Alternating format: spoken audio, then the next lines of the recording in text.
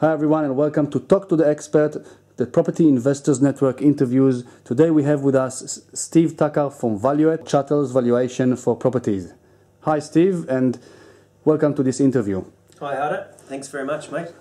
Today we want to discuss with you, if you can tell our listeners and subscribers, the viewers, why Chattel's valuation is such an important thing that every property investor should do. Why is it still very important thing that they should do, although the changes that affected us? Yeah, look, there's one thing that's never changed with depreciation, and that's what it's all about. And depreciation at the end of the day is about cash flow. As a property investor, obviously cash flow is absolutely critical, and that's where depreciation really helps out. There's been a lot of changes over recent years with IRD. Most recent change was back in the 2010 budget, when IRD or the government turned around and removed the ability to claim depreciation on the building structure. And the key thing there is that it's the building structure. So there's still a lot of items within a residential property and a commercial property that you can claim depreciation on. So things such as the carpets, for instance, curtains, blinds, light shades, all those things you can still claim depreciation on. And as I said, it's all about maximising your cash flow. And as an investor, making sure that you've got that cash flow that you can then spend on other things, which, hey, let's face it, as an investment, we're all about making money. So depreciation is Valuate's specialist area. We've been in operation since 1998. I set up the company back then, and we've really sort of taken on the depreciation side of things as our specialist area. I'm actually a plant and machinery valuer by trade, as opposed to a land and buildings valuer.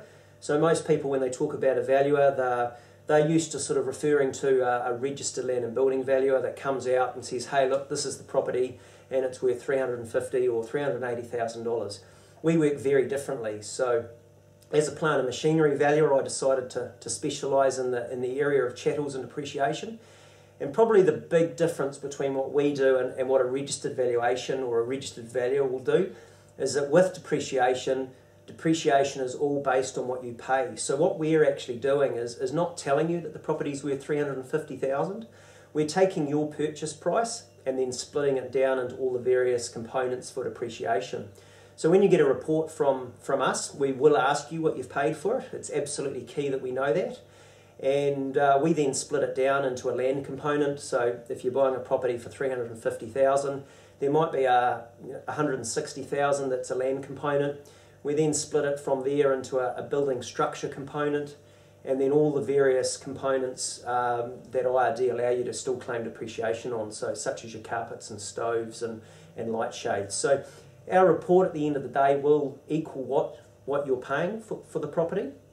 So it's absolutely critical that you understand that it's not for finance, it's not to tell you what the property's worth, it's just purely a tool for claiming depreciation.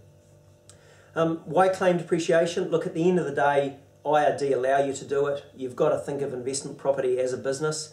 IRD and the government are making it harder and harder for you to make a good return. So again, with depreciation, it's all about maximising your return on your investment. So the thing with depreciation is it allows you to make a claim in your tax return each year for an expense. It's what we deem or call a non-cash expense. So it's not like the rates where you've had to physically pay out money or insurance, you've had to physically pay out. The great thing with depreciation is that it's a non-cash expense. So if we look at carpets, for example, if we tell you or deem in our report that your carpets are worth $1,000, then you get to claim depreciation on those at a depreciation rate, let's say 25%, for instance. So 25% of $1,000, $250 is your non-cash expense in that first year of ownership. So you get to claim $250 on the carpets against the income that you've received on the property, and therefore you're not paying tax on that $250. So that's a real basic example, but when you add in things like fences and driveways and paths and clotheslines, letterboxes, retaining walls, there's so many items, gardens, sheds, it just goes on. So there's lots of items inside the property, outside the property that you can still claim depreciation on. The other thing that IRD did a few years ago is they did an interpretation statement, and what that is it says, okay, look, there's a a common belief out there as far as how IRD rules apply, and what they were looking at was what they deemed to be part of the building structure for residential property. And in the past, we were able, with residential property, to claim on things like electrical wiring and plumbing, and those had varying rates, but around the 10% mark. And that paper from IRD basically said, look, for residential property, we now deem those items to be part of the building structure. So there's been two major changes really. One is what they deem to be building structure. That happened back in 2007, I think it was. And then the revised budget where they removed the depreciation on buildings. So there's been a few changes, but the key thing to remember is that depreciation is all about cash flow. It's there, it's a tool that you can use if you're running your investments as a business, which you should. It's certainly something that you should be considering. And you know, it's all about putting cash back into your pocket at the end of the day. Some people get a little bit worried in the past around what we call depreciation recovery or clawback tax. And that's something that has occurred in the past. When you sell the property, IRD turns around and says, look, you know, you bought the property for $350,000, you've claimed all this depreciation and you've sold it for a profit. Therefore, you have to repay the tax on the depreciation that you've claimed. Now, the good thing is that most of that depreciation recovery in the past would apply to the depreciation you've claimed on the buildings.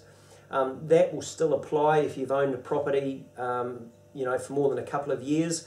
But for any property that you've purchased since 1 April 2011, when the building depreciation was removed, there should really be very, very little depreciation recovery going forward. So when you sell the property, you won't generally have to pay back a lot, or if any, depreciation recovery. So some of the changes that have been made in the last couple of years actually, you know, are a little bit of a benefit as well. So, you know, all in all, don't look past claiming depreciation. You need to think about it.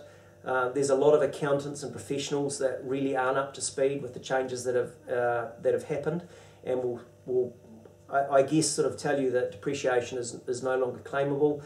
Look, you've got to take bull by the horns. It's your investment. You've got to know what's going on and what can be claimed. You know, we're the experts in the area. We educate a lot of accountants and professionals around depreciation. So if you do have any questions, feel free to give us a call. You know, ask us what it's all about. We can give you an idea as to the levels of depreciation that you can expect to claim. But you know, you've got to run your investment properties as a business, and that's what depreciation is all about. Thank you very much, Steve. This is very valuable information for our investors to know about changes with depreciation. It's still a valid tool to use. It's a necessary thing to do to any investors to maximize their cash flow and their returns. Thank you very much for this interview. You're welcome.